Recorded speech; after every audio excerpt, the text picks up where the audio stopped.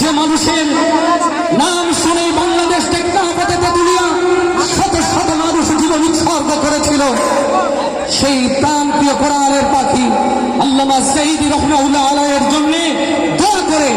আমাদের এই প্রিয় গজল সাঈদীকে ভালোবাসি কারা, আল্লামা সাঈদীকে ভালোবাসি কারা? ও আমার প্রিয় ভাইয়েরা, সাঈদীর রক্ত এই বাংলার জমিন থেকে কি আমরা বৃথা যেতে দিতে পারি?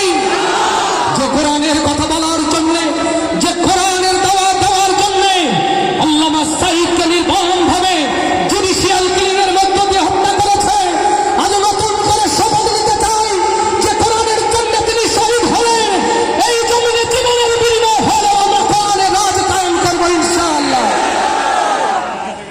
বদর উহুদ প্রান্তরে কোরআন নিয়ে অন্তরে জীবন যারা করেছিল দান, এই হাজার বছর পরে আজ সেই কোরআনের তরে আমার গান তাদের পথে করেছে আহ্বান। সবাই একসাথে গাইব ইনশাআল্লাহ।